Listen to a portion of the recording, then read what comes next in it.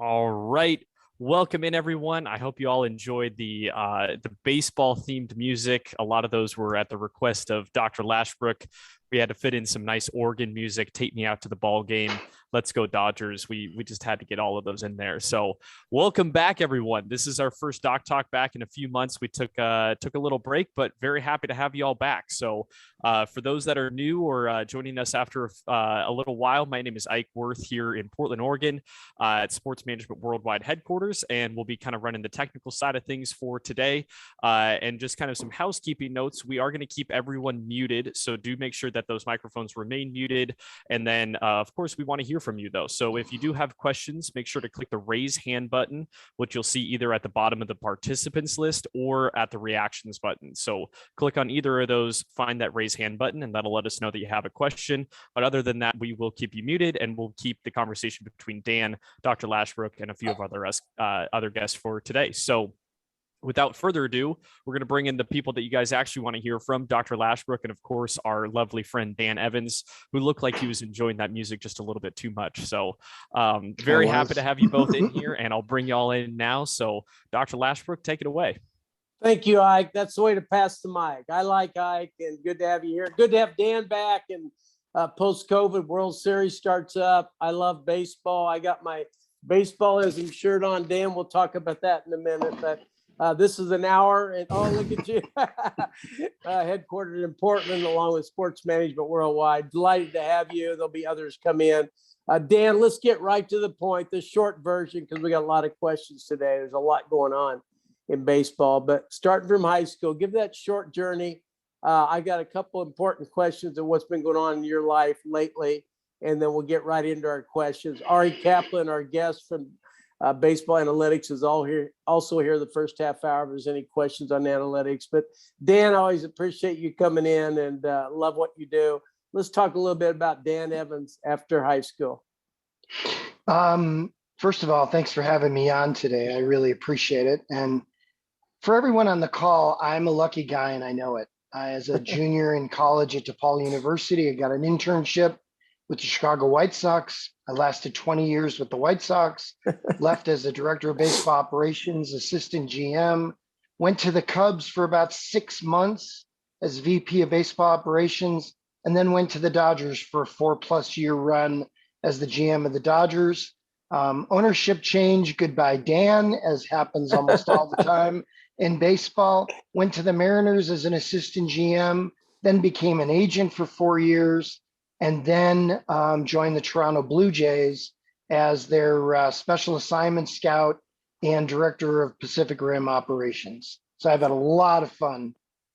Great. It's great. And Dan, I just enjoy what's going on in baseball. But Dan, let's talk about something special this past summer and your involvement going forward, the Field of Dreams. And take us back to how you got involved and where it's going from here. I think most people in the room know about it, but it's a special story. I also took my son to Field of Dreams back after the movie, one of my favorite movies. But let's talk about the business side of the Field of Dreams this summer and maybe the future. About 2.5 years ago, Lynn, I started consulting for the Field of Dreams, and I was able to negotiate a big league game that was played on August 12th between the White Sox and the Yankees. Using my connections, we added the Baseballism store, a huge store on the site, started with tournaments. And about 4 weeks ago, my good friend Frank Thomas and I, and a third person, Rick Heidner, we bought the Field of Dreams, and now I'm the chief operating officer. And it's honestly one of the most fun things I've ever done in my career. Dan, it's exciting, the success of Field of Dreams and the history of baseball and baseballism, which started a couple guys loved the game of baseball. I saw their first store when I was in Scottsdale, Dan. I didn't even know it was in Portland. I've watched them grow. They've been pretty much community partners with Sports Management Worldwide during the evolution and the Hall of Fame and other things going on here in the Magna Carta. But Dan, let's talk about now in baseball with the World Series. And we're going to have questions here. And we've come through COVID and we're getting out of COVID. I'm excited about the World Series. It's been an incredible run. But Dan, let's talk about, because it affects the business of sport, we have an upcoming, I listened to John Boggs in our sports agent course. Let's talk about your anticipation of the CBA offseason. Give our listeners a chance before they ask questions of what's going on in the business of baseball, the good, the bad, and the ugly. Well, I'd be remiss if I didn't tell everyone I was excited about game one in a couple hours. Yeah. I know both managers extremely well and know both general managers really well. Admittedly, I can't root for the Astros because of what they've done, but I root for Dusty Baker. But I'm looking forward to the game. Regarding the collective bargaining agreement, Lynn, I was on that negotiating committee 3 different times. Yeah. Those are always being negotiated. Yeah. During a 5-year term, nobody waits till the 4th year or 5th year. These discussions are taking place on a daily or weekly basis. I think everybody in the game recognizes that while the agreement ends late night on the 1st of December, it would be a very, very difficult thing to sell to the general public that either side were positive about a labor stoppage, given what the pandemic has done to so much of the population, hundreds of thousands of deaths. There'd be very little in the way of sympathy for either side. So I hope saner heads prevail. It's going to be a difficult situation, but each time this has gone on, Lynn, both sides have finally figured out a way to get it done. The game is thriving right now, expansion imminent. I think it's a real important time that sane minds get together and get something done. Dan, let's talk about, as we wait for our questions, it's an hour here. You got time to write notes to each other. And I know you'll have questions, but Dan, another impact on the industry is the really seismic changes going on in minor league baseball. You've been involved with baseball, therefore you've been involved with minor league baseball. Talk to our students about the changes in minor league baseball and the opportunities to work in baseball. Well, one of the things, Lynn, we talk about in our class, Hank Jones and I, is not to focus just on the 30 major league entities. Those big league teams have very few jobs available, but there's 122 minor league teams. There's over 100 independent league teams. There's wood bat leagues all across North America. There's all sorts of opportunities. I mean, Lynn, Hank and I have over 300 alumni working in the game. And a lot of them got started in the minor leagues and some of the peripheral things in the game, and then came in with more experience to a big league club. So I think one of the changes in the minor leagues that occurred is, simply 40 teams were contracted, but in most cases, Lynn, they continued to play as either independent league teams or collegiate wood bat league teams. So as a result, those cities didn't completely lose the game, but the challenge for anyone trying to get into the game is broadening your scope and not being limited to just viewing the 30 big league clubs, because there's so many more opportunities early in your career that can really put you in a better place as your career goes forward. Dan, let's talk about, I'll bring Ari in a minute just for a comment on analytics in the first half hour. He has got commitments tonight, but Dan, you've been around the world, if I may, and I always say go global, go home in our company's vision. We have over 100 or 30,000 alums from 163 different countries. I get excited what the past commissioner Seeley did, setting up the festival in the fall, if I may. But more importantly, Dan, your comments on the globalization of baseball. There's a lot happening, a lot more expansion opportunities than ever before. Talk about the globalization of Major League Baseball and baseball in general. Well, Lynn, the game's taken me to over 35 countries, so it's pretty amazing. And our class on Monday and Thursday nights reflects that. We've had numerous times where we've had students from 5 different continents. In fact, the last session or 2 sessions ago, Hank and I had people from 14 different countries. The game is exploding worldwide. 38% of the talent base in the big league organizations are international. 38%, nearly 30% on big league 26-man rosters. So the game is exploding, and they're trying to find ways to further advance their sport.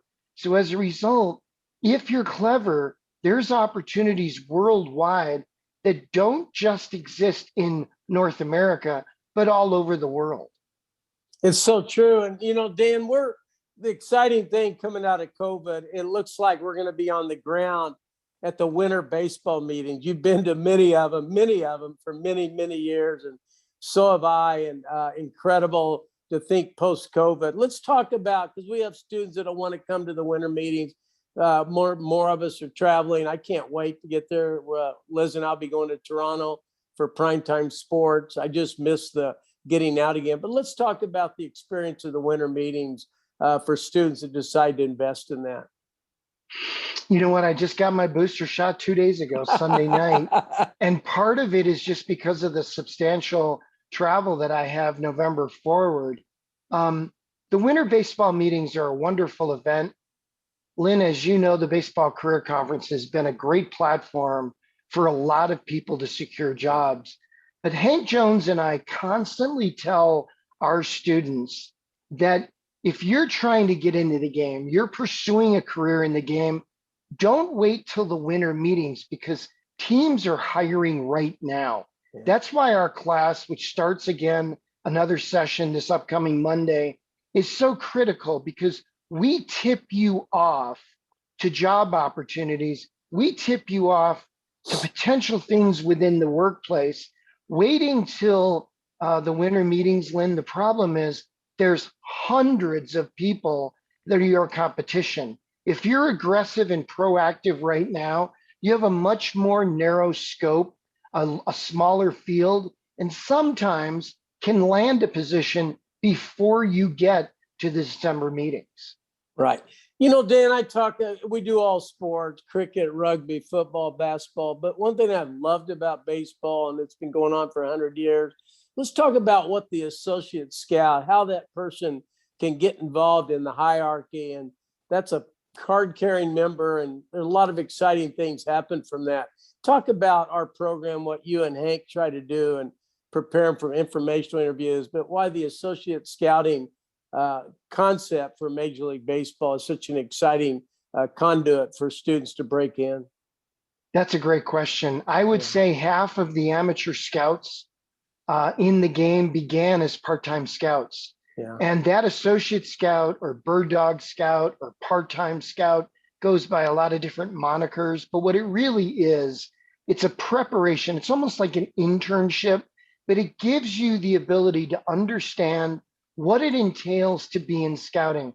We prepare you for that opportunity. So many of our graduates moved into associate scouting jobs and now have moved into director positions, vice president positions. And the reason is Hank's one of the best amateur scouts of his generation. He is so respected. I worked with him. I worked against him. He's awesome.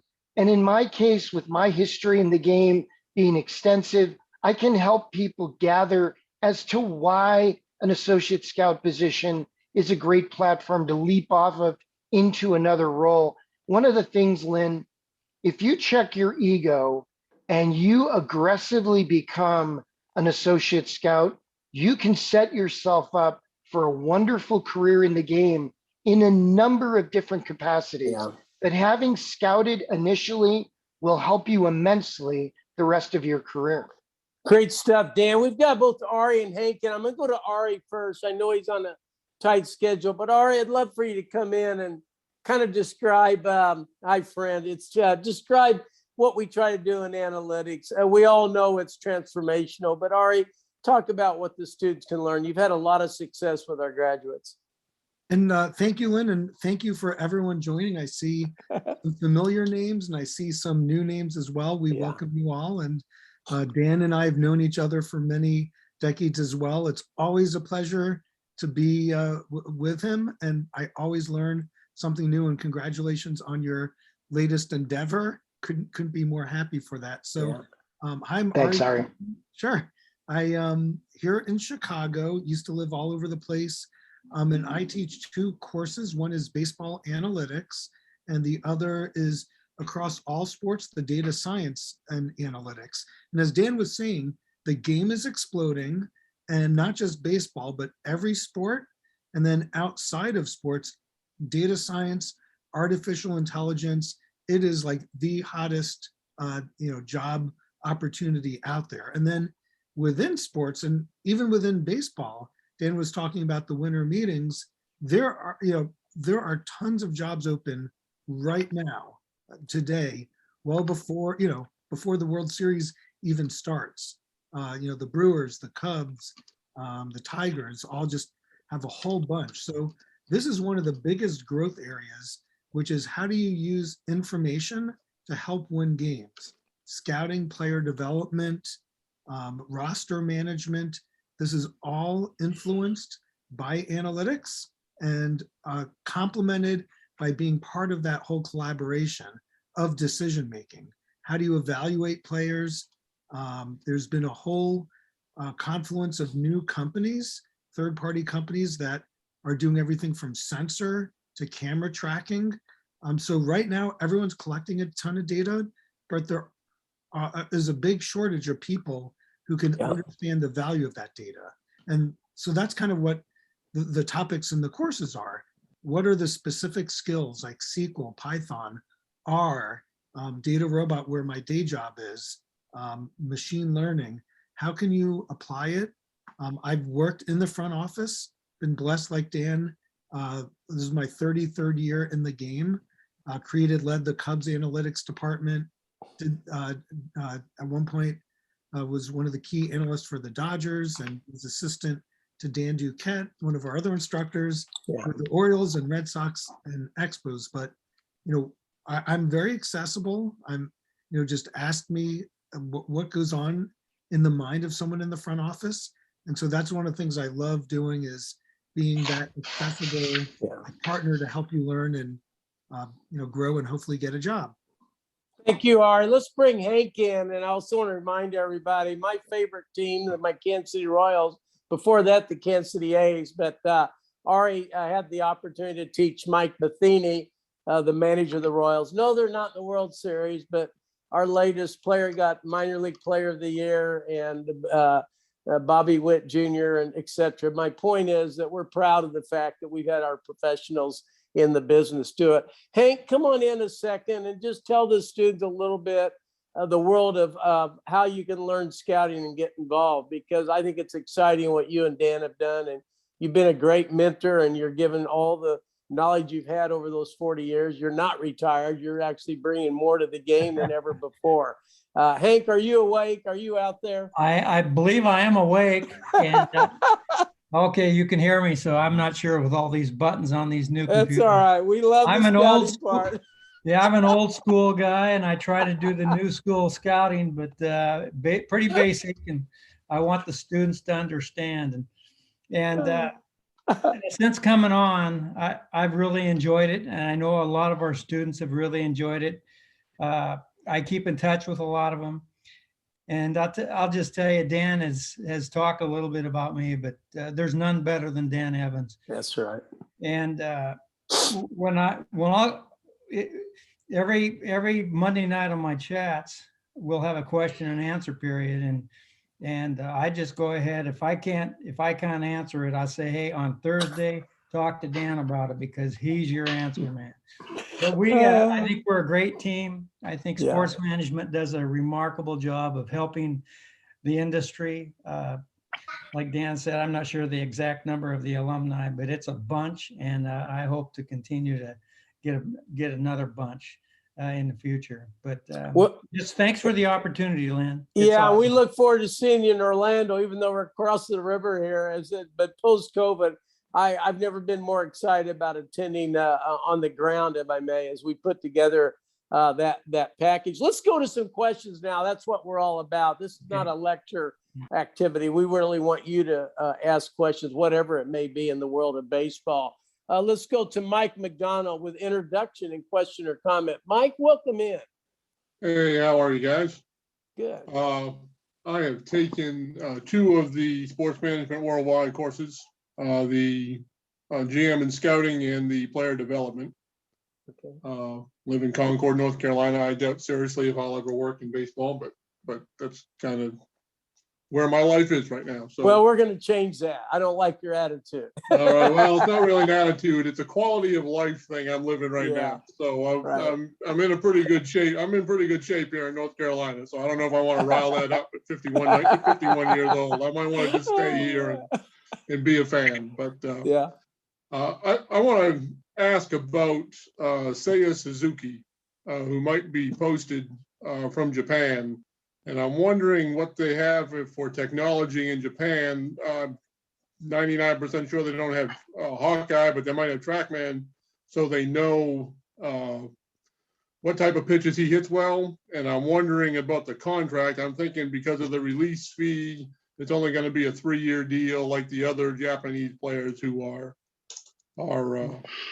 posted. Dan, let's go to you first, and Hank may comment. Yeah, I've seen him play a ton, Mike, and it's great to see you again. I've probably seen Suzuki play 50 games. He's a middle of the bat, right-handed thrower, hitter, RBI guy, runs well, good base runner, solid power, plus defender, plus arm. To me, one of the better position players ever to come out of Japan. In regards to technology, about 10 of the 12 clubs in Japan have extensive technology standards, better than some of the big league clubs here.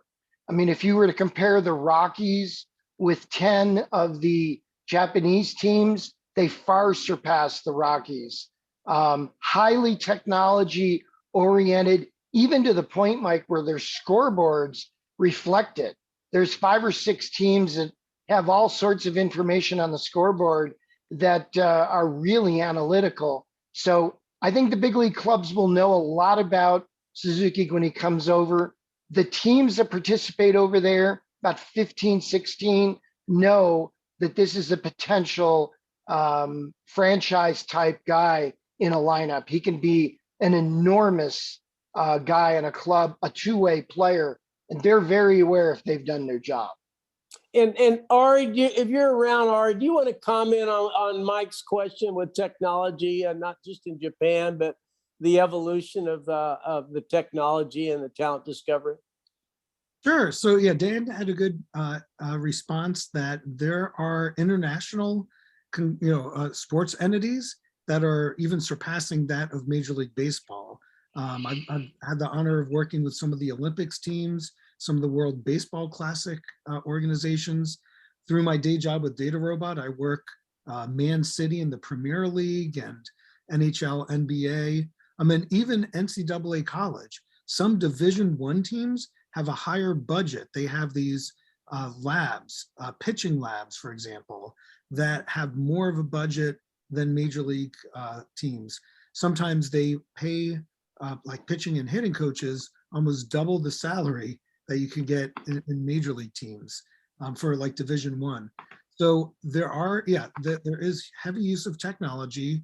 There's an abundance. I counted 38 major companies that have everything from wearable technology to measuring force plates to cameras, and it's changing every single month out there. It just keeps getting better and better. But yeah, what the challenge they have is taking that information and finding out what's actionable and how can you better develop players. That's still kind of one of the mysteries, but the data being collected and the attention that teams around the world are having is growing extremely quickly, which is a great opportunity for everyone on the call. Mike, let's go back to you with a follow-up, and then we'll go to Martin with a question. Mike, you have a follow-up for this group? I am kind of wondering what they're looking at for a deal. Dan had a really high regard for the player, so I'm wondering if he gets more than the typical 3-year deal that the Japanese players get, whether they're going to go 5 years. The release fee, and I don't have the fees memorized, but there's a percentage of the first 25 million, the next 15, stuff like that. So I don't know how much the teams are going to invest in him with the release fee being part of it. Well, the Carp never posted anybody in the past. They've been anti-posting. So this is new ground for them. They have a very conservative baseball group. But Mike, with the labor situation where it is, I think it'll be a protracted negotiation, and that may not play for Suzuki. As a result, he may end up going back to a Japanese team because of the uncertainty of the 2022 season. Anything else, Mike? No, that's good. Thank you. Let's go to Martin with your introduction and questions or comments for the baseball staff. Martin, thanks for coming in. Hello? Yeah, come on in, Martin. You can hear me? I can hear you. Oh, I can't yeah. see you, but I guess you're just fast. NASA Space Center here in Houston has researched and developed the Astros these new cameras where they can steal signs. What they did is when the spaceship crashed in Roswell, New Mexico, Johnson Space Center recovered these advanced materials, science, and engineering from the spaceship, and NASA researched and developed and back engineered the Astros some new cameras that are non-detectable. They're invisible, and they're cannot be detected. They make no noise, and they're placed all around Minute Maid Ballpark, and you're stealing signs, and no one can detect it. Well, we'll watch that tonight. Now that But you got that out on the table, Martin, weren't the garbage cans more efficient? I don't know about that, but NASA has also here in Houston has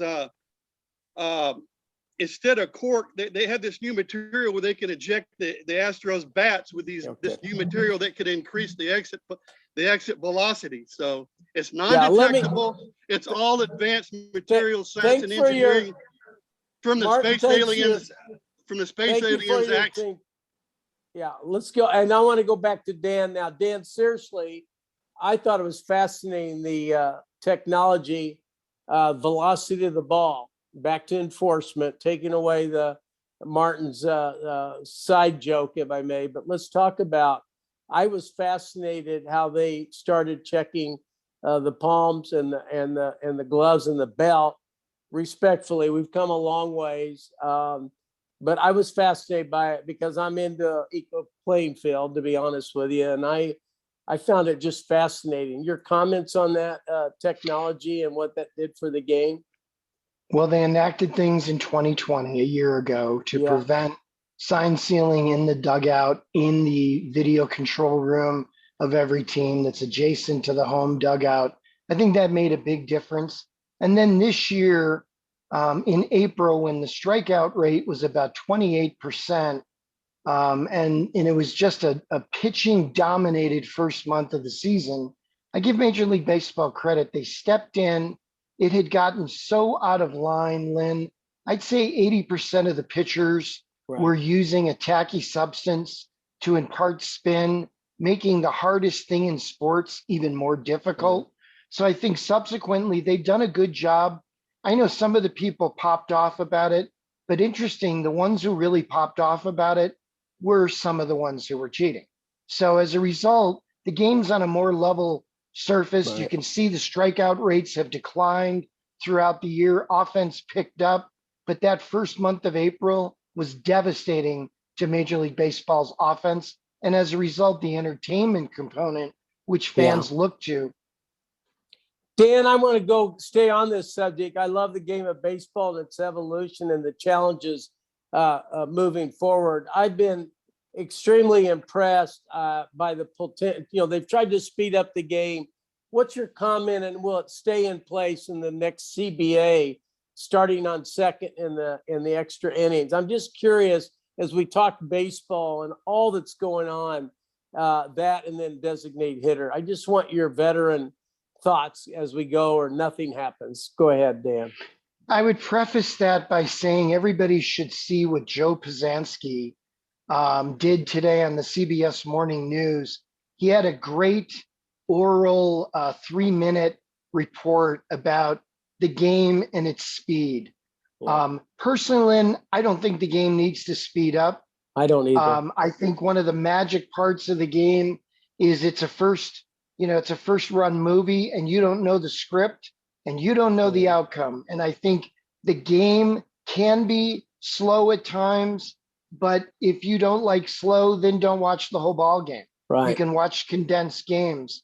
when it comes to changes, I hope they keep the regular season man on second base rule. I think it's fantastic. Okay. It quickens extra innings. It doesn't deplete bullpen guys, and it works. 75% of the games end after 10. I've heard a lot of strategy from a lot of managers saying it's fascinating. The DH will be in both leagues, and I think it's great for the sport. I don't think pitchers should be hitting. They don't hit at all until they get to the big leagues. And you know what's interesting, Lynn, is that I had dinner one night with 3 managers who managed in both leagues. Yeah. And all 3 of them said there's more strategy managing an American League club than there is a National League club. Sure. So I think there's an old saying about more strategy in the National League. No, because the strategy really takes care of itself. You look up at the scoreboard, you see when the pitcher's about to hit. I think some of the other changes that will be in the game will be some refinements to tanking, which is really hurting the sport right now. And I also think there will be some maneuvering about various ways to get better cash flow into the game and share that with the players and with the clubs. Yeah. Let's go to Anthony De Silva with your introduction and questions for Dan or Hank and Ari. Anthony, welcome in. Thanks, Dr. Lashbrook. Thanks for your entire baseball staff for coming on and enlightening us with their knowledge. I actually kind of have a different question. It's kind of related to the course that I'm currently taking. I've taken Oscar's course in the past. I'm currently taking name, image, and likeness, as well as starting in about a half hour the athlete brand and marketing. My question for anybody who might have any input in regards to the name, image, and likeness for college baseball. Obviously, it's taken off with basketball and football. What's your thoughts in regards to potentially college baseball? Anthony, let me start with that, and I'll pass it to Dan first. It's a fascinating new world since the Supreme Court ruling, and everybody has their hypothesis. I've watched the football, basketball season just starting up. There's women's sports, individuals, social media. Every player can go back to their home high school and do a camp and make money, if I may. But I'm fascinated by baseball, and I don't have my arms around it. As I pass it to Dan. Dan, I would say that NIL, whether it's in Oregon State or LSU, there's some great programs out there, and kids making a decision from high school. Do they want to go to college or they go minor league? Now they have a decision. Do they go out as a junior, stay one more year? They're doing well in NIL. I don't know how all that looks, but I think it is going to have an impact, as Anthony talked about, on decision-making in the new world. And then I'd like to talk to you about college baseball's future. Go ahead, Dan. Hey, Anthony, first of all, you took a hell of a class because Mark does a great job. That's a fascinating class. Yeah. I've listened to some of the segments. They're just great. No, he's doing a great job. You know, baseball has a little different at the collegiate level than football and basketball. Right now, I can probably name 8 to 10 players on the Duke team. I can tell you the entire 12 guys on the University of Colorado. It's hard for people to know college baseball programs unless they're one of the elite programs. And one of the things, Anthony and Lynn, is that the elite programs are elite because they have elite people running them. Vanderbilt, Florida, Virginia, UCLA, LSU, you know, it goes on and on. The great programs do things like a big league team. And the reason they're good is because they hire great people, they're innovative, and they seize the moment. I think what we'll see in the upcoming collegiate season is we'll see the first wave of NIL sponsored kids, because the better programs will recruit people away because of their ability to not only play well on the field, but to play well off the field. Yeah. And I think, Anthony, if you have a chance to play for an elite program and get the benefits of having a pioneering, innovative group behind you, that's going to be a difference maker in a recruiting situation. And I think we'll start to see it by next spring. And Dan, I'm going to be honest with you. I look at the NCAA and the constitutional crisis, and they're having a meeting next month. I don't know what it looks like. It's lost a lot of its enforcement traction, if I may. Football's gone off on its own. Basketball is talking about their own. But baseball, with those incredible facilities and some of the top programs, I think they're so valuable, their investment. I do see, and this is my visionary, being in college athletics for 50 years, I can see collegiate baseball becoming a summer baseball sport, working in sync with what we want with minor league. There's a lot of things can happen. Online education's here to stay. I'm fascinated by the future. I think college baseball does survive in its own way. There's enough interest. It's an incredible product, the College World Series. And I just, I want your comments on the fact that I think college baseball can survive its footing as we're going through these seismic changes. Well, college baseball has really evolved in the last 30 years. You know, Hank and Ari and I have been in the game long enough to see the shift from high school drafts to college drafts. Now almost 65% of the big league draft comes from the collegiate level. And I think as a result, teams like the college players because they know their makeup, they know their characteristics, they're a little more evolved physically and mentally. The big problem with the game, Lynn, and it's a massive problem, is that baseball only has 11.7 scholarships. And that's busted up among 25 to 30 players. As a result, baseball doesn't have what hockey, basketball, golf, tennis, track and field football has.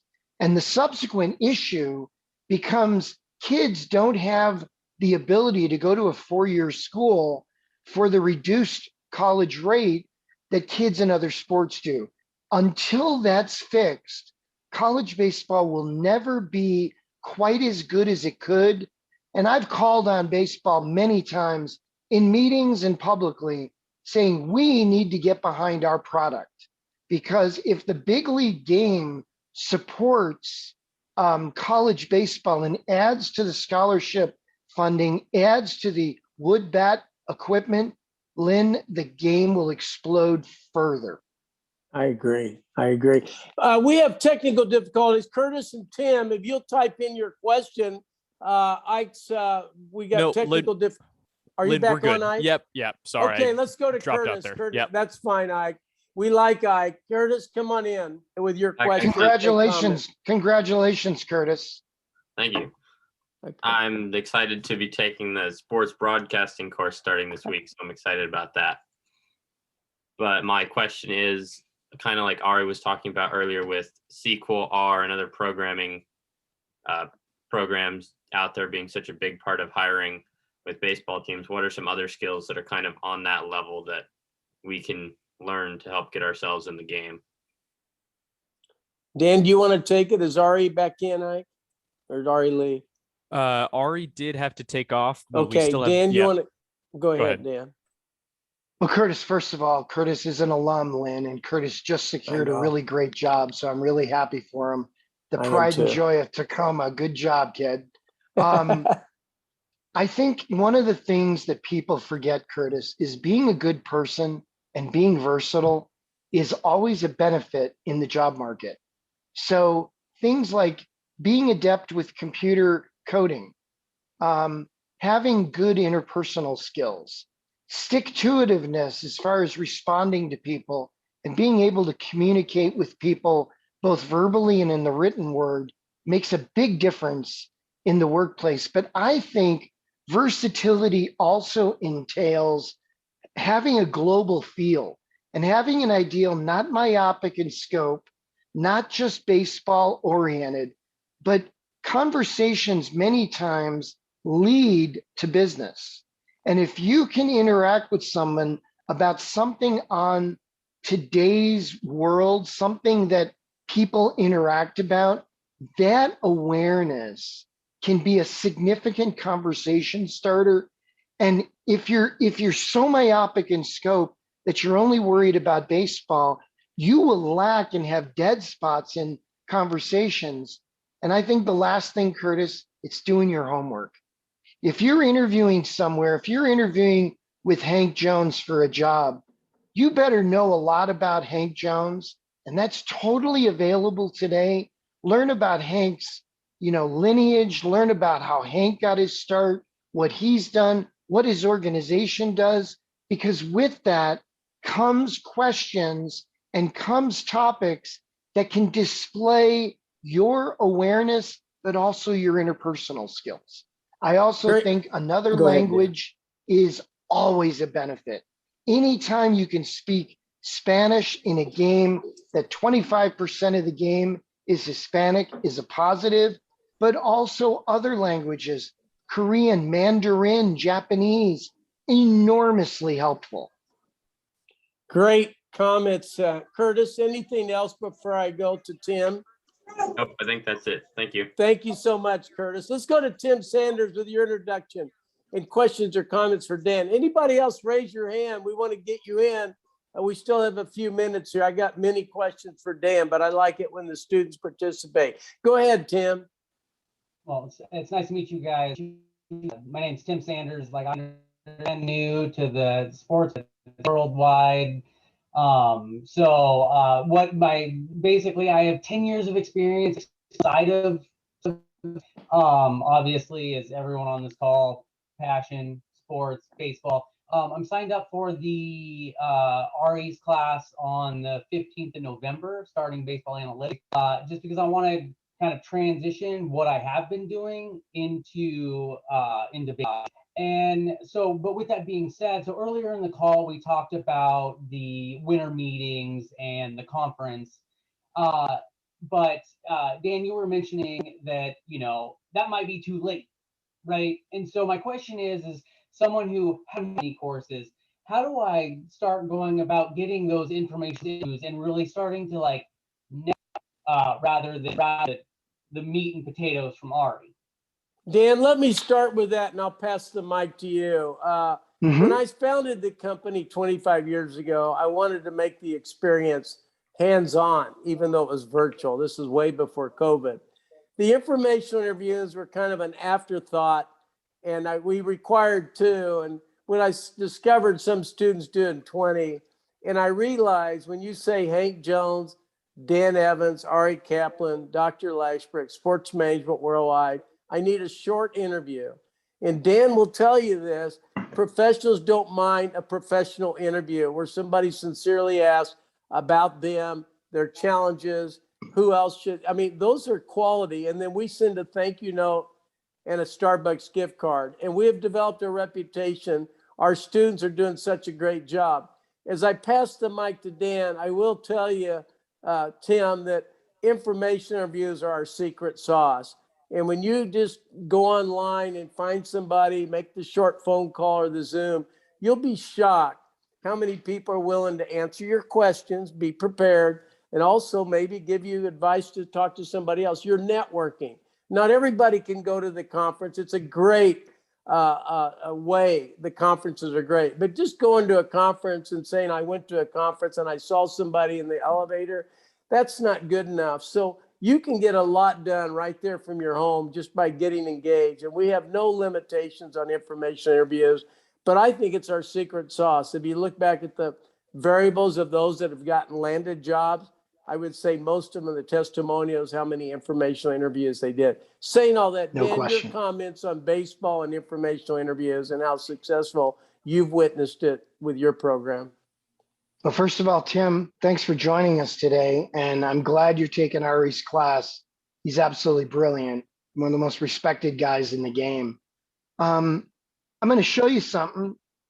So these are the cards. These are the business cards I've collected since last Sunday. And I still respond within a 10-day period. I mark the day that I meet people, and I make sure by the 10th day, I respond to people. Hey, it was really good meeting you, Dr. Lashbrook. Thanks for your time. I'd love to connect with you further. Tim, one of the things that Lynn and Liz sold me on with Sports Management Worldwide 9 years ago, 9 years ago, Lynn, 9 years ago, is the ability to network actually not only opens doors, but starts to give you a better ability to sell yourself. You get better and better with each opportunity. So here's my suggestion, Tim.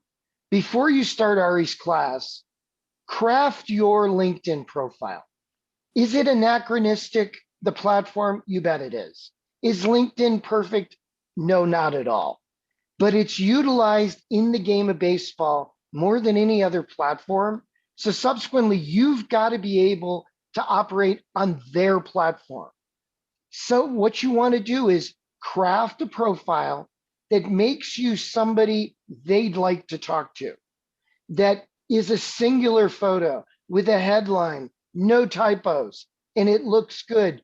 And then start to reach out to people within the game. And as Dr. Lashbrook pointed out, people in the game, for the most part, just like in society, they remember their roots. And when somebody comes along that is not a threat, but is somebody coming into the game that's been good to them, people are very receptive if you treat them with the respect they deserve and are prepared for the interview with a LinkedIn profile. I will tell you, one of our poster boy alums is one of the great people in the game with the Pittsburgh Pirates. He had 36 informational interviews. Number 35 was the Pittsburgh Pirates. And he got a job as a result. And that happens all the time. Hank and I get phone calls with people who have grabbed a job and they got that job because of their networking for our class. Hank and I tell people all the time, you're obligated to do 2, but if you only do 2, you're actually in the right-hand lane, because the better people that are looking for the jobs that are your competition, Tim, they're in the middle to left lane doing 10, 15, 20. And every time they do it, they're better at articulating their strengths. That's huge. Good stuff. And Tim, as I go to Shane Morrow, I want to remind you, we have our resume service. If somebody calls up, needs a personal reference, we'll go back to Dan or Hank. We'll look at your work. So it's not going unnoticed. We don't grade everything every day, but it's your portfolio. I call it a sportfolio, but we're not going to let you down. And then my worldwide chat on Sunday, career strategies and talking about sports. We have 30, 40 people in all over the world. And sport questions, no matter what sport, are good questions for all of us. And that's how I've been able to keep growing. Let's go to Shane Morrow with your introduction and question or comment for Dan. Go ahead. Sure. Thanks, Dr. Lashbrook. Good to see you. I live in Fort Capel, Saskatchewan, Canada, so I am in the middle of nowhere, which is very different, far cry from the baseball world. I actually took the class with Ari over the summer, as just maybe to add on to that in response to Tim maybe as well. Yeah, take advantage of the informational interviews. For me personally, it was very, not being in a baseball world where I live, it was tough to get in contact with people, in particular over the summer when teams were busy. I think you'll have an advantage now. I've got some teams that I need to get back into contact with. Now that the season is coming to an end, I'm sure there'll be more time for the people as well, and being cognizant. I reached out to a lot of companies actually with technologies and had a lot of success that way, and had some wonderful interactions with them. So don't forget about those people as well. It was a lot of fun to interact with them and learn about some of the technologies out there as well. Thank you, Sean. I guess my question to Dan is, as talked about being in the middle of nowhere in Canada, and it's cold 8 to 9 months of the year. What advice would you have to someone kind of in that type of situation to try to break into this world? I mean, I am open to the opportunity of moving, but being from Canada and moving to the States is obviously, in the baseball world, is a little bit of a challenge too. If there'd be any advice to maybe trying to find a way into that world in a different way. Shane, you're in a better spot today than you were 18 months ago. That's very true. The pandemic, in a weird way, has brought us all closer together while we were really further apart. We've gotten, one of the things I give Lynn and Liz credit for, we were doing virtuals before they were hip. Everybody started doing virtuals February and March of last year. We had already been doing them for about 6 to 8 months. Ike was actually the pioneer in that. So as a result, Shane, here's a couple things. People today don't worry about boundaries as much as they did 3 to 5 years ago. If you come in with a sports management worldwide connection, you come back with endorsements from people within our faculty, an awareness from our faculty that candidly is very unique and distinctly outstanding. And I'm not saying that because I'm in the middle of it. I know the quality of these people and they're really, really good. Yeah. That bridges some of the geography. The other part of it becomes you, because you got to get them to want you. It's like the partner in life that you want to meet. A friend of mine told me last week that he met this girl and she lived in Western Massachusetts and he lives in Boston. And he said, the geography was such a problem until I met her. And now I don't even worry about it. So for me, Shane, be so good that they have to meet you, that they have to employ you, that they want you to be one of their advisory group. One of the great things on the analytics side is you do not have to be in the offices.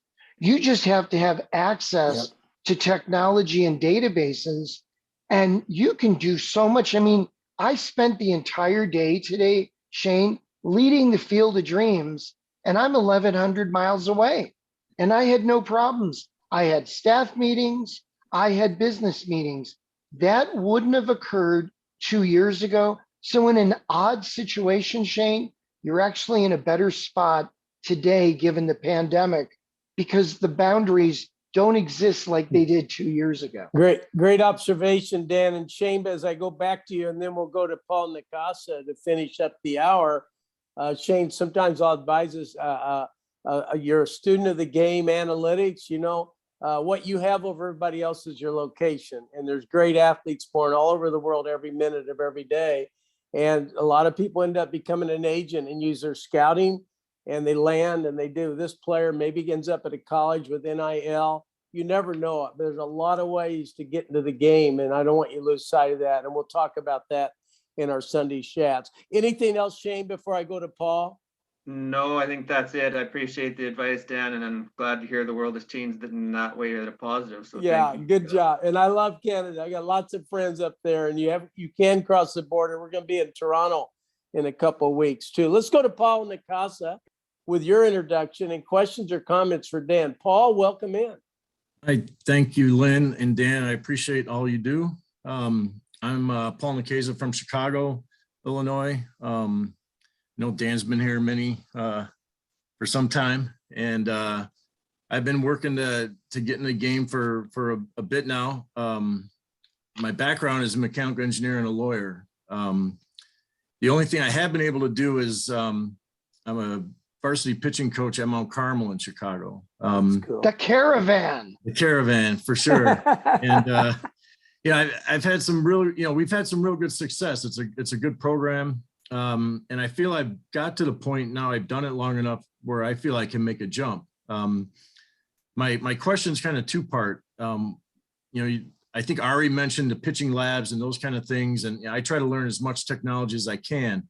Some of the technology is tough to acquire on your own.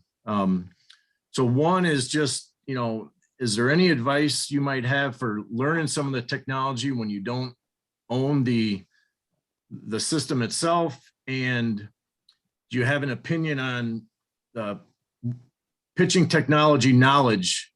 What's a must in the pitching world? Good question. Go ahead. Well, Paul, great question. And I am a Chicagoan. I grew up on the north side. I'm a lane tech guy. Yep. So, I'm a DePaul lane tech guy. So a guy with the Caravan, I show you some respect here. Paul, a couple things. First of all, I've been in analytics my whole career. I brought it to the White Sox in the early 80s. We changed the configurations of the old Comiskey Park because of it. I think pitching has more data than hitting. And I think we're getting a little obsessive about it. But spin rates and some of the technology revolving around pitching has been extremely valuable. In fact, my last class, last Thursday night, we talked for an hour and 15 minutes about spin rates and about pitching technology. So Paul, some suggestions. Yep. First of all, I would go to some of the local universities and ask them what technology they have. And do they need anybody from a volunteer standpoint to help them with the technology? I would reach out to Ari and ask Ari for some help. Can you introduce me to some people locally that have that stuff? I go to Bo Jackson's Academy. Bo has unbelievable stuff. I always call him Vincent to give him a hard time, but Bo has a lot of technology on the premises. And the last thing I would do is I would go to Perfect Game events when they come to the Chicago area. Go to the Baseball Factory events in August. They have them down at UIC. Curtis Granderson gets them the field. And Paul, don't worry about not having access because it's like a club. You got to get the access through people in the game. Once you do, then you're able to get the access. My suggestion, though, starts with Ari because Ari has great feel in that area. Reach out to me, Paul. Always help a Chicago guy. Yeah. And candidly, the biggest problem with analytics is it's tough to get behind that door. But just like the Wizard of Oz, when you get behind the curtain, you realize that it's not as intimidating as it was. So I think you just got to get there. You've got a couple schools like Lewis that does a fabulous job. St. Francis, D3 and 2 schools that do a great job. Even, Paul, some of the local teams like the Schaumburg Flyers, like some of the teams that do independent ball, they use technology. And because they do, there's always opportunities. Good stuff. And great to have everybody. And Dan, I want to thank you for taking the time today. You're doing a great job. I can't wait to see in Orlando. I can't wait to see what's going on with Field of Dreams. I also want to thank Ike and Charisse and Liz, and Adam is going to come in. Adam's been with us a long time, Dan, and he tries to answer questions about sports memory. What can we do to help the persons in the room? Adam, I'm going to hand the mic over to you. Dan, I'm watching the World Series, and I put a little money down because it's more fun to watch, and I call it vodka money. But Adam, take it from here. Thanks for coming in. I like what Dan just brought up with some of the independent leagues and what they're doing with technology. I'm originally from Wisconsin, and Robin Yount owns a team right north side of Milwaukee. I flew back home earlier and went to a Timber Rattlers game in Appleton. My dad is good friends with the owner of the team, which is basically the Brewers AAA team.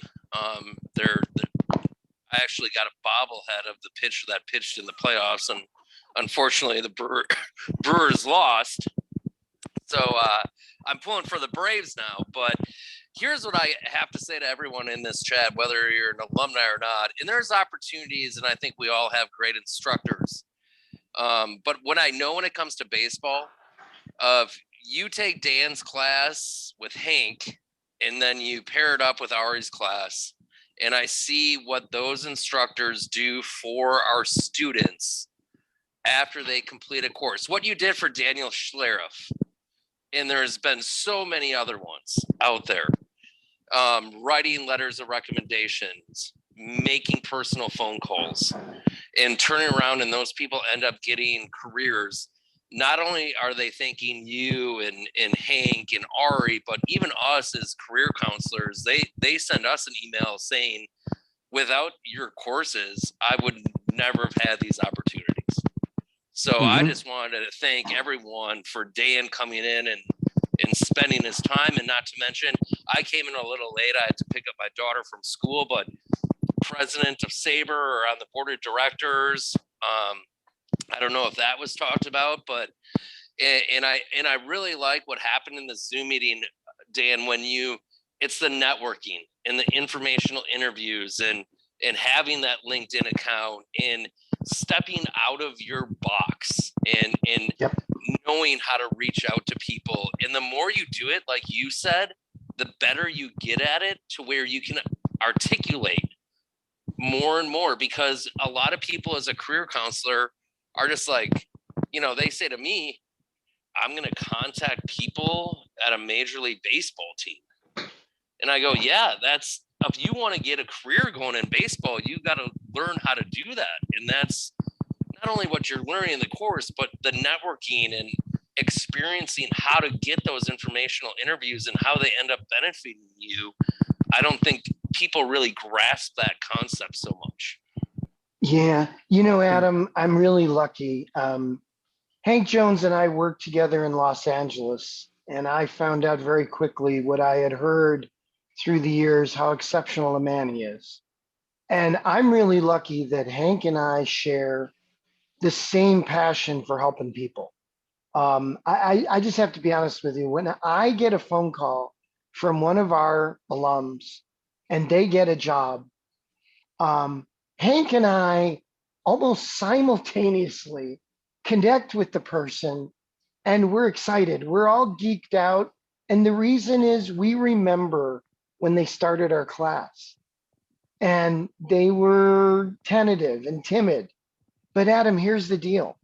Everybody in the game, forget who it is, whether it's Alex Anthopoulos, who I met as an intern with the Montreal Expos and later worked for him. Everybody in the game was like all of you. They were not in the game. And they tried to find a way to get into the game. And the good ones, they all remember when they were in that situation. I've been lucky. I've got a very diverse career. I've scouted, I've been in player development, I've been administrative, I've been a GM, an agent. Now I'm on Sabres worldwide board. I mean, are you kidding me? And I'm running the Field of Dreams. But every one of those situations, I wondered whether or not I was a fit, whether or not I could do it. Was I hesitant at first? Of course. I'm a human being like everybody else. But when you start to think about how can I articulate my skill set? I mean, I'll tell everybody a quick story. I get fired by the Dodgers, and I thought I did a pretty good job. The first couple teams I contacted, I struggled. I couldn't articulate me. I couldn't talk about why I was a great fit for them. And a friend of mine is one of the lead headhunters in the world. And he went out to lunch with me and he said, if you don't have an elevator pitch and you don't have an informational interview pitch, you're just going off your resume. That's not good enough.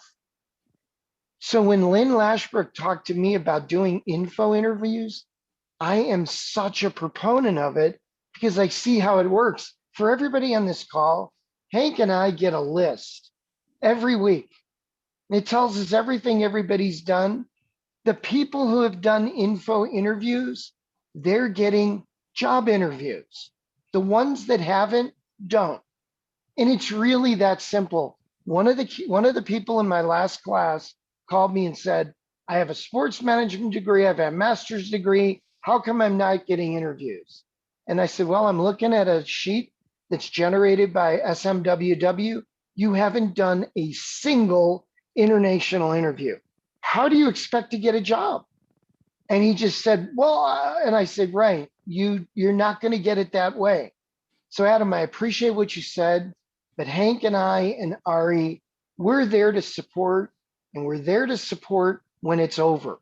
I mean, one of my alums in the last class just sent me a really fun hat that he's working on. I mean, I stay in touch. Hank stays in touch. Why? Because we give a damn. And we're not going to stop. And I also wanted to, since you can stay on maybe for a little bit, it's very interesting to me too, because I talked to several people that think the old school mentality in a way. I mean, I graduated high school in 94, didn't graduate college until 2000. I don't want to get into that, but I've talked to a lot of people that think it's, oh, well, you had to play to get a scouting position, or you had to play. And The funny thing is if you remember LaTroy Hawkins, the pitcher, One of the greatest people I've met in the game. So he turned in an application for baseball analytics, and I've talked to him, and I said, listen, times have changed. It's not so much if you played or not anymore. It's whether you know the technologies. It's whether or not you know the software bats or whatever, and that's where I think our courses bridge the gap. Whether you played or haven't played, they're not looking so much if LaTroy Hawkins was, I believe, an all-star pitcher. That just doesn't mean that qualifies him to become a person in baseball analytics. Carl Moshe, who is a longtime scout, had to take our baseball analytics course. Mike Matheny had to take our baseball analytics course. Those are all guys that were part of the game. And just because they were part of the game doesn't necessarily mean it qualifies you for a career on the operations, analytics, scouting side, correct? Yeah, and Adam, I tell you, one of the glorious things about our class is when one of those former players are in a chat with us and they can talk about what it's like to be on the mound in that situation or to be at the plate. And then at the same time, we'll listen to somebody who's currently going to Syracuse University or is down in the Dominican scouting, doing something that the player never did. I mean, Dan Schlereth is a great example. He's now with the Pirates. Dan talked about coming into a game in the 8th inning with the bases loaded in Yankee Stadium and what goes through your mind. And then later that class, he asked a young woman who was a brilliant young woman from Italy questions about analytics. So what happened is that camaraderie developed a collaborative awareness that is so unique and that Hank and I encourage. So having played, it's always going to be an advantage in certain situations, but it's not the precursor to a career that it was 40 years ago. I had the general manager of the Tigers one night during a rain delay say to me, because you didn't play pro ball, this is going to be the end of your career. You'll never move forward. I was basically our eye in the sky with Tony La Russa. And I'm looking at him going, he doesn't even know me. How does he know what my ceiling is? And what was really funny is about 10 years later, he called me for a job. And I was professional with him. I was good with him. But I thought to myself, wow, the shoe really went on the other foot now. And instead of being a jerk about it, I just thought, you know what? He's already uncomfortable calling me. He ended up not getting the job. But it's just the game has evolved and the game has changed. And being a former player, sure, it helps, but it's not the be all and end all. And it's not going to be the reason you don't get a job.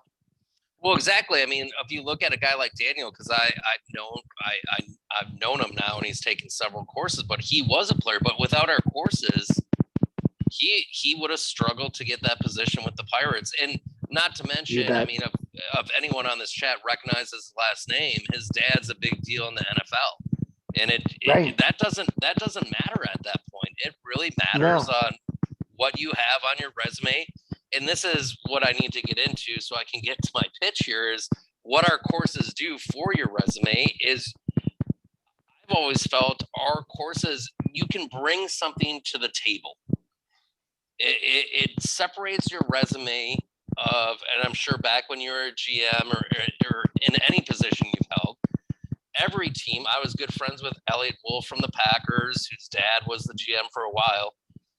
You can say, oh, I'm really passionate about baseball and I really want to work in baseball. But if you don't have anything on your resume to bring to the table, you don't separate yourself apart. And that's what I think our courses do for people is, hey, I've done these things. I have something to bring to the table. Can I at least get an interview? And I think that's the huge difference because the guys with the sports management degrees, like you talked about, I've talked to several of them and that qualifies you to run maybe a city rec, park and recs department, or, run a club for a local team. It doesn't qualify you to necessarily work in professional sports. Yeah. Adam, I think one of the mistakes people make is I'm passionate about baseball, period. It should be I'm passionate about baseball, comma. And then what you just said, what else you bring to the table? And here's my reason. If you work for a big league team or a minor league club, you're working 12 to 15 hours a day. You're working 100 hours a week. You damn well better love it, because if you don't love it for what you're going to get paid, why are you doing it? Okay. I remember my first year, Adam. My dad said to me one day, Danny, you're working like 105 hours a week. Adam, I made $14,400. And I thought I was the best guy in the world. I was so happy. And my career evolved where I made a heck of a lot more than that. But my initial submersion into the game was something that I constantly tell people to do within the sport at the entry level. Just jump in, plunge in, go head first, do as much as you can, bring as much to the table as you can into that entry level, because that investment in yourself will pay off the rest of your career. Exactly. And one last thing while I have you on, the other thing I run into as director, agent advisors, and a career counselor and things like that is we have an age range of guys that are still going to college, that are looking to get a career in baseball, or anyone up to the age of, late 50s, early 60s that might be looking towards retirement and are looking to find something to kind of occupy their time during retirement. And what I always tell people, it's open. The age, there is not so much consideration with the age, as long as you know what you have. I remember Ed Fagan, I believe, who took a part-time scouting job with the Orioles, and he was in his early 60s. So for guys that are in their late 50s, early 60s to think that it's too late for them to get into the game, I always tell them, no, it actually is not. And for the guys that are still in school, I always tell them, the more you can get done while you're in school and build up your resume while you're in school, especially if you're going to a school that has a baseball program or you have a local team around your area that you can get an internship while you're still in school, by the time you graduate, the better off you're going to be. That's a great point, Adam. You build up your contact list, you build up your dexterity in a number of different avenues. You start to learn what you enjoy. But you also start to realize how it's utilized. And that's a really big deal. The other thing I would say is this. Baseball teams, regardless of what level, are users, okay? And they're very proud of it.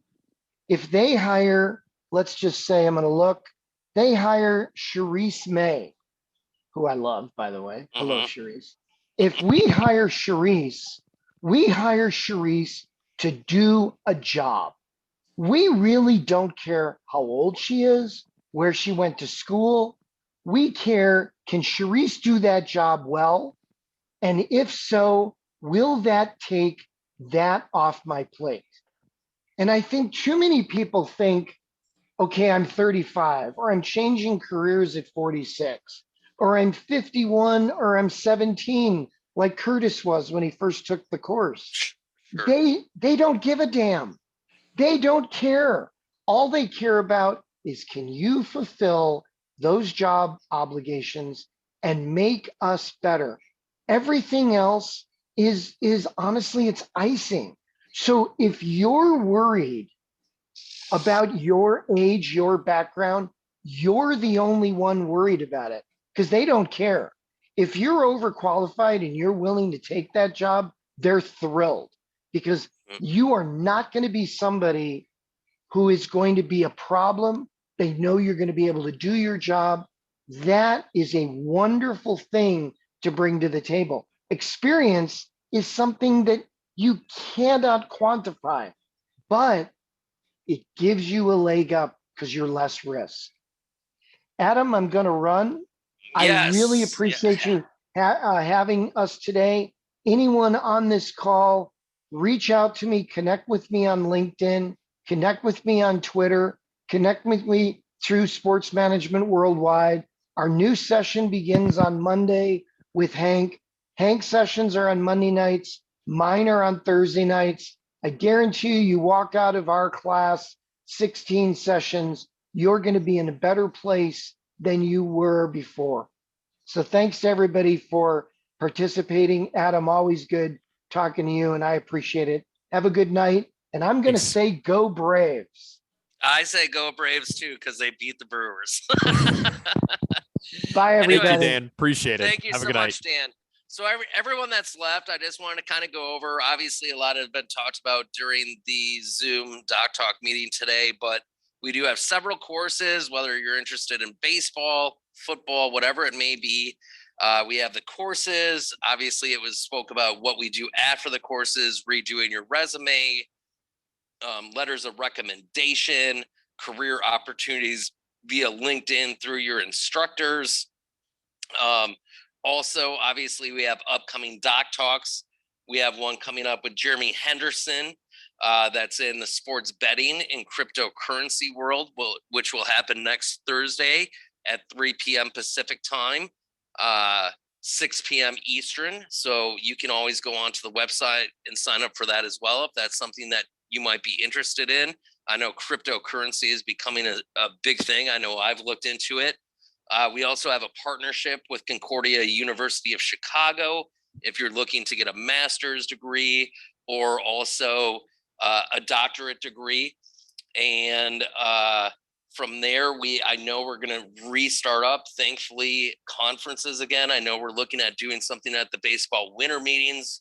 I believe we will be having our NFL Combine Conference again since we're through COVID. And then that's another thing that once people see SMWW courses on your resume, if you look at past speakers that have talked at our winter meetings, conferences, it's ownerships of teams, it's GMs of teams, it's presidents of teams. So that's how you know we've been doing online for 20 years. We know how to do it, and we know how to help you succeed after you complete the courses. Ike, anything you would like to add? And I hope my mic is not rubbing anymore. I'm trying to hold it away. It's a lot better now. Yeah, that's for sure. I'm sorry. No, that's okay. I think that was great. I mean, it was a really great session. And just to let everyone know, as we normally do, here, I'll put myself up on screen as well. All of these sessions are recorded and archived. So I'll be sending out this session to everyone that signed up tomorrow morning. So check your guys' emails if you do want to go back and listen to this. Obviously, a ton of really, really great information shared from Dan and from Dr. Lashbrook and from Adam. Informational interviews are obviously a huge part of this game. So yeah, and then look out for the announcement actually just went out at 4 o'clock. So 4 o'clock Pacific, that is, about the cryptocurrency NFT sports betting Doc Talk, which is next Thursday, as Adam mentioned. That's going to be a really fun session. Really looking forward to that. So get signed up, and we'll have another, interactive kind of hour like this with Jeremy and with Dr. Lashbrook. And yeah, so I think that's pretty much it. Before we hang up, is there anyone left in the meeting that would like to ask us any questions in regards to opportunities through SMWW? I know I noticed Rob kind of came on late. I know I've spoke to Rob lately, and he's interested in some baseball courses. But if anyone has any last questions, feel free to either unmute yourself and ask or go from there. And if not, I guess we'll wrap things up. And actually, I will say, in regards to the baseball winter meetings, the registration is not open yet for our event. We are going to be planning on announcing that very soon, but make sure to go to the conference's webpage and you'll see it says be the first to know, and you fill out that form. That puts you on our mailing list. And as soon as we have that registration open, we will be emailing everyone on that list first so that they can get the best price and obviously the details firsthand. So make sure to go to that page, fill out that form, and then we'll send you details as soon as we have them. So yeah, thanks to everyone for joining in. Thanks, Adam, for taking over these last few minutes with Dan and yourself. And we'll see you all hopefully next week, and in Dan and Hank's class starting up next week as well. So enjoy your guys' evenings. It doesn't look like we have any other questions. Ike, thanks for coming in. And by the way, if you're an alumni, remember, we always offer an alumni discount. And if you're part of the military, we also offer a military discount as well. Yep. All right. Good stuff, guys. Thanks. All right. Thank you.